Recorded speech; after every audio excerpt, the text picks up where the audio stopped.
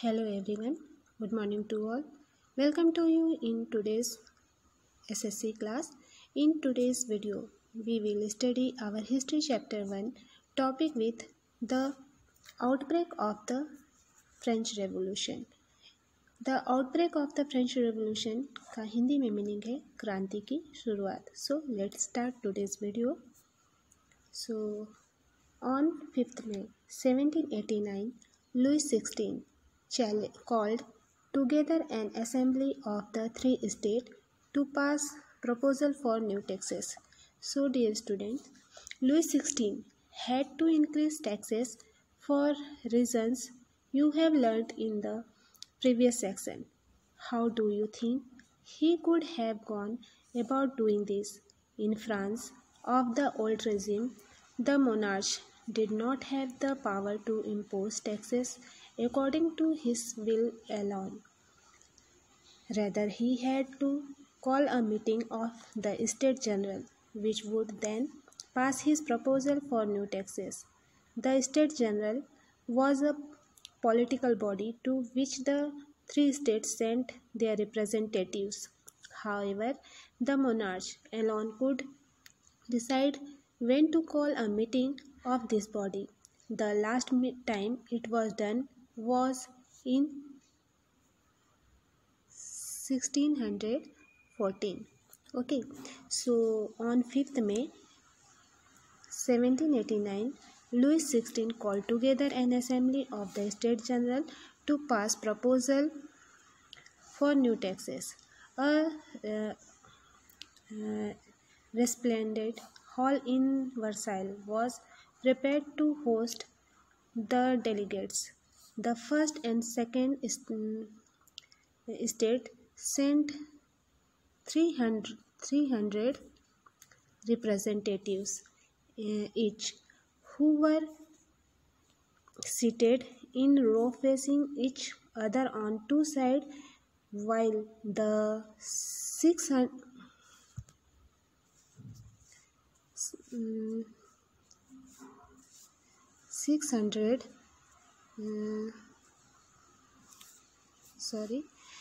600 members of the third state had to stand at the back. So third state was represented by its more prosperous and educated members. Peasants, artisans, and women were denied entry to the assembly. However, their grievances and demands were listed in some 40,000 letters, which the representatives had brought with them. Each state had one vote. The third state demanded one vote for each member of the assembly. They demanded that voting should now be conducted by the assembly as a whole. Voting in the States General in the past had been conducted according to the principle that each state had one vote. This time too Louis XVI was determined to continue the same practice, but members of the third state demanded that voting now be conducted by the assembly as a whole, where each member would have one vote. This was one of the democratic principles put forward by philosophers like Rousseau in his book The Social Contract. When the king rejected the proposal of the third state, they walked out of the assembly in protest and held their meeting in the hall of an indoor tennis court and declared themselves the National Assembly.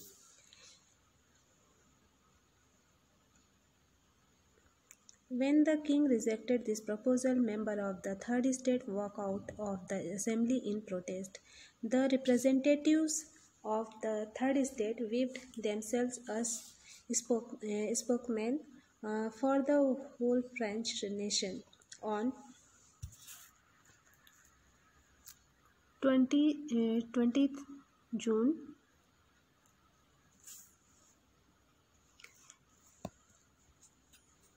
they assembled in the hall of an indoor tennis court in the ground of Versailles. They declared themselves a national assembly and swore not to disperse till they had drafted a constitution for France that would limit the powers of the monarch. They were led by Mirabeau and Abbessia.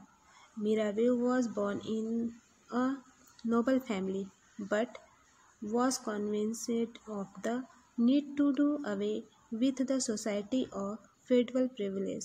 He brought out a journal and delivered powerful speeches to the crowds assembled at Versailles. Abbessia, originally a priest, wrote an influential pamphlet called What is the Third Estate?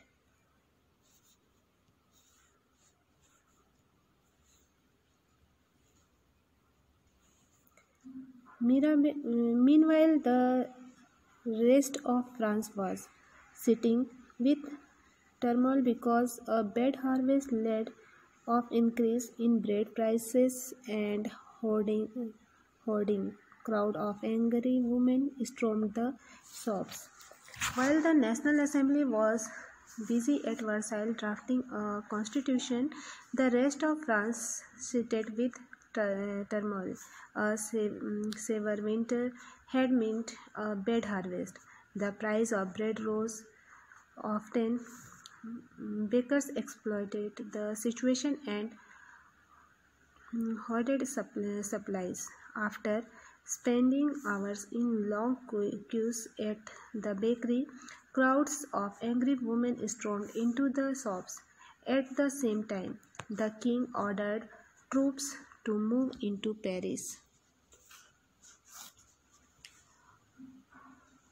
On 14 July 1789, an agitated crowd stormed and destroyed the Bastille, a prison just outside Paris, freeing all its prisoners. In the countryside, due to rumors spreading about the nobles trying to destroy crops, and the peasants attacked them, booting and destroying records of manorial dues. In the countryside, rumors spread from village to village that the lords of the manor had hired bands of brigands who were on their way to destroy the reap crops. Catch in a frenzy of fear, peasants in several districts seized hoes and pitchforks and attacked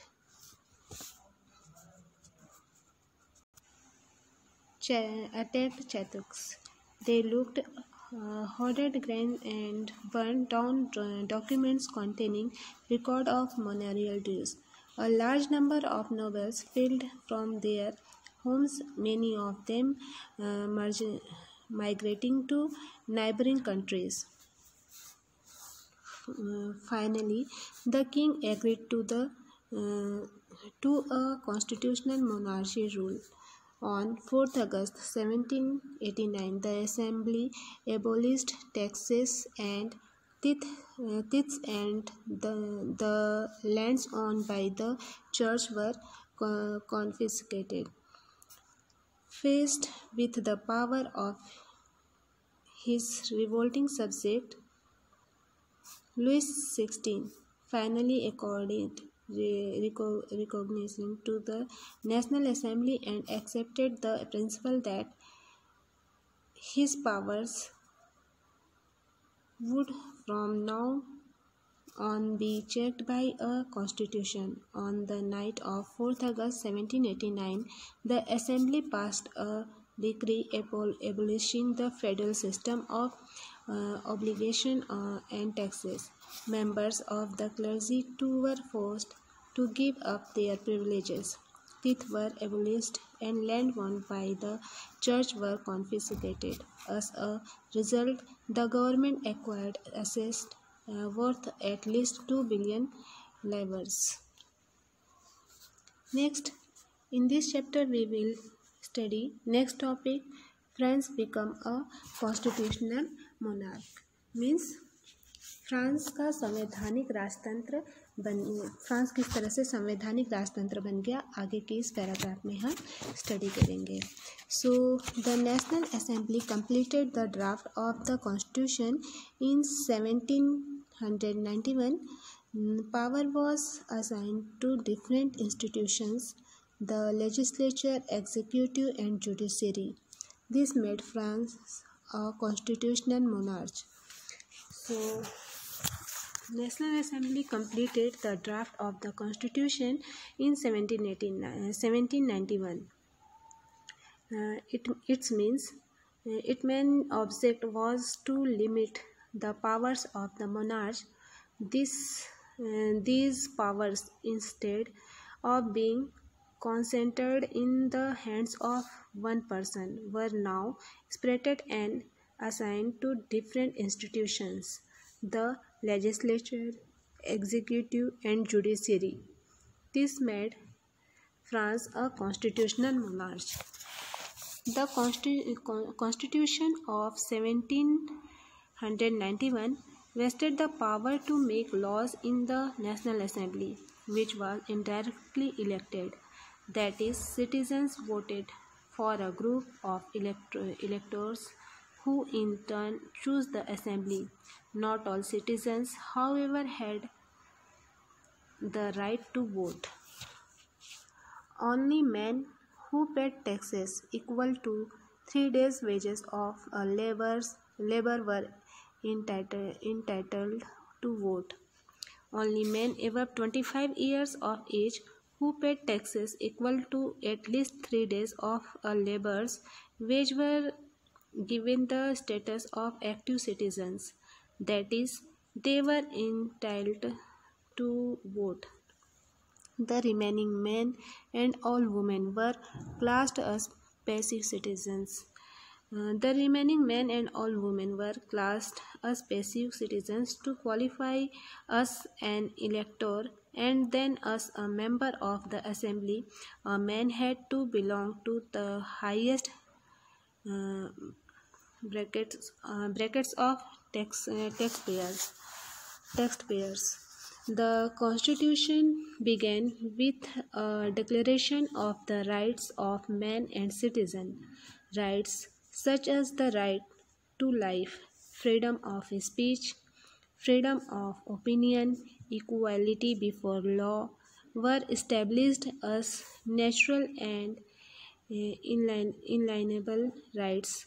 That is, they belong to each human being by birth and could not be taken away. It was the duty of the state to protect each citizen's natural rights. So students, I hope you all understood today's videos, all concept. Next topic of this chapter we will study in our next video. Thank you for watching.